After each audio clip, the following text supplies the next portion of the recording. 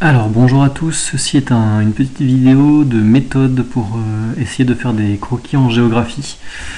C'est dans un logiciel libre et gratuit que vous pouvez télécharger gratuitement et légalement et installer quel que soit votre ordinateur à peu près, qui s'appelle GIMP, G-I-M-P, c'est ce qui apparaît ici en haut de l'écran. Vous le trouvez très facilement sur internet. Ce logiciel c'est un peu l'équivalent d'une sorte de Photoshop si vous voulez, mais en libre et gratuit. Vous n'avez donc rien besoin de pirater pour faire ce que je vais vous demander de faire.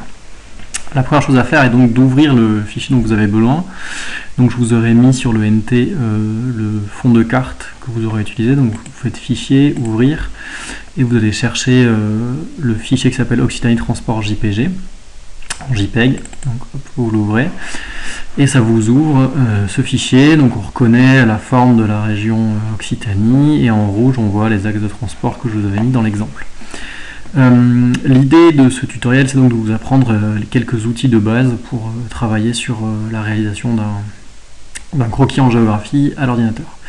Alors, je vais vous apprendre trois outils très simples, les outils qui servent à tracer des traits, tracer des formes géométriques et colorier. C'est globalement ce qu'on fait en géographie, écrire dessus.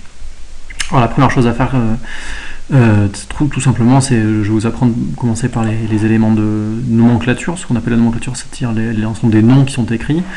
Vous avez ici un outil qui sert à écrire et vous allez cliquer sur une zone, ça va vous ouvrir une petite boîte de dialogue et vous tapez, vous savez que ici c'est l'Espagne, donc vous tapez Espagne.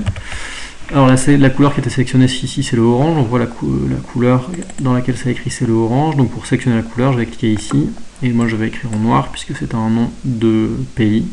Et je l'ai écrit en majuscule. On voit c'est écrit un peu en petit, donc je vais agrandir ici. Ça c'est la taille et je vais le mettre en gras pour qu'on le voit bien. Je vais agrandir un petit peu encore. Voilà.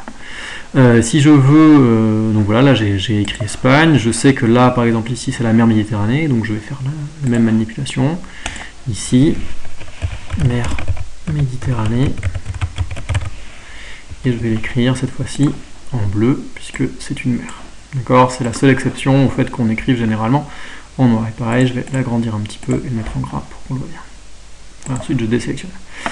Alors, il y a juste une petite chose à savoir, à chaque fois que vous écrivez quelque chose avec GIMP et avec tout un tas de logiciels genre Photoshop, vous rajoutez un calque, c'est-à-dire qu'il faut que vous imaginez que vous avez votre feuille ici, et c'est comme si vous aviez rajouté une feuille de papier calque sur laquelle vous avez écrit juste Espagne, et une feuille de papier calque sur laquelle vous avez écrit mer Méditerranée. Et pour pouvoir ensuite travailler sur le reste de la carte, il faut que je fusionne tous mes calques. Si je prends mon outil crayon ici, et que je veux dessiner dessus, ça marche pas. Simplement parce qu'en fait, le seul endroit où je peux écrire, c'est là où il y a écrit mer Méditerranée, puisque là c'est le seul calque qui est actif. Si je sors de mer Méditerranée, je ne peux pas. Alors que si je suis dessus, je peux. D'accord. Et donc ici, il faut que je fasse calque. Vous avez ici fusionner vers le bas. Donc là, j'ai mes deux calques avec les deux écritures qui sont fusionnées. Et calque, fusionner vers le bas, tout est fusionné. Okay, donc là, j'ai l'ensemble de mon document sur lequel je peux dessiner, écrire, etc. Donc là, j'ai deux éléments de nomenclature. Je vais continuer mon travail. On lit dans le document, et c'est l'exemple que j'avais mis dans le fichier, qu'il y a deux axes de transport, et notamment un axe qui remonte depuis l'Espagne, ici, le long de la Méditerranée. Et donc cet axe-là, vu que c'est un axe important, on va le tracer, nous, en rouge, et donc on va faire très simplement avec cet outil-là. Je vais le tracer en rouge, comme je vous l'ai mis dans l'exemple, donc je choisis la couleur. Important, je vais devoir choisir la taille, donc je double-clique ici, et on voit que la taille est toute petite, ici 1,85 pixel, et donc je vais agrandir la taille. Alors ça peut être très très grand, d'accord, 100 pixels c'est beaucoup trop grand. Moi je vais travailler autour d'une vingtaine de pixels, 15-20 pixels, on va mettre 16 pixels, hop, et ça va me faire un trait comme ça ici qui va venir surligner, comme si j'avais un crayon et que à la main je venais passer par-dessus l'axe qui est l'axe que j'ai envie de montrer comme étant un axe important. D'accord, et ça c'est ce que je vous ai fait dans l'exemple. Ok, donc ça c'est si je veux tracer, donc vous avez appris à écrire, vous avez appris à tracer des traits simples. D'accord, je vais vous apprendre maintenant à colorier et à tracer des formes simples. Alors colorier c'est l'outil qui est là. D'accord, si je veux colorier une zone, mettons que je veux colorier, je choisis une couleur, mettons en vert, je vais colorier en vert, je m'aperçois qu'en fait ça colorie tout ce qui est délimité par des pixels d'une même couleur. D'accord, donc CTRL Z j'annule, cette zone là, à chaque fois c'est des pixels d'une même couleur. Moi, ma délimitation elle ne correspond pas à ce qui est délimité par les routes. Moi, dans l'exemple, il vous est dit, dans le texte, il vous est dit que, par exemple, le nord de la région était enclavé. Le nord du Lot, le nord de l'Aveyron et le nord de la Lozère. Et donc je vais devoir délimiter cette zone-là à l'aide d'un trait pour dire cette zone-là est enclavée. Donc je vais venir chercher mon outil de trait, je vais le mettre le plus petit possible, c'est-à-dire 1 pixel.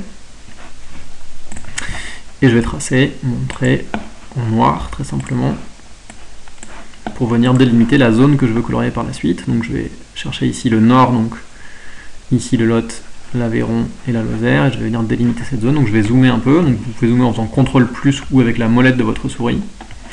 Et moi je vais délimiter cette zone qui m'intéresse de colorier par la suite. Donc je vais tracer, hop. Et je vais venir chercher donc le nord du Lot, de l'Aveyron et de la Lozère. Hop. Et une fois que j'ai fait ça, vu que c'est un territoire enclavé, je vais le colorier d'une couleur relativement terne. Moi je vais faire un vert relativement qui tend vers le gris. Et je vais venir colorier toute la zone qui correspond au nord de la région le plus enclavé. D'accord? Ça c'est la deuxième, donc la troisième manipulation. 1, écrire 2, tracer des traits, et 3, colorier. Il faut bien que je délimite, d'accord, avant pour pouvoir tracer. Et enfin, si je veux tracer des formes simples, vous aurez peut-être besoin, si vous voulez entourer des villes, si vous voulez dessiner des choses, des formes géométriques, de former des ronds ou des carrés. Donc très simplement, avec l'outil de sélection qui apparaît ici, donc pour faire des carrés, pour faire des ronds, je vais sélectionner une ville, mettons ici Albi, je veux tracer un cercle autour d'Albi, et donc je vais venir zoomer sur Albi, un cercle de petite taille, je vais tracer un cercle autour d'Albi, d'accord, ensuite je fais sélection, bordure, et je vais lui rajouter une bordure, mettons de 2 pixels, ça fait 2 pixels ici, hop, tout autour. Et je vais venir remplir cette bordure. Alors vu que c'est une ville moyenne, relativement dynamique, je vais le faire en orange, d'accord, un peu plus clair. Voilà. J'ai la couleur qui s'affiche ici et je vais remplir mon cercle de la couleur qui m'intéresse. Alors au lieu de retracer le cercle à chaque fois, vu que j'ai un cercle tracé, je peux le copier et le coller. Là, tant que les pointillés sont autour clignotent, ça veut dire que ce qui est à l'intérieur des pointillés est sélectionné. Donc je peux faire CTRL-C puis CTRL-V, ça va la copier et coller exactement par-dessus. Et ensuite, je vais pouvoir venir avec mon outil de déplacement, ici prendre mon cercle et le déplacer sur, mettons, mon tauban. D'accord? Alors on voit que ça m'a gardé un petit peu des petites bavures ici qui correspondaient à la forme qu'avait Albi et à la zone qui était là.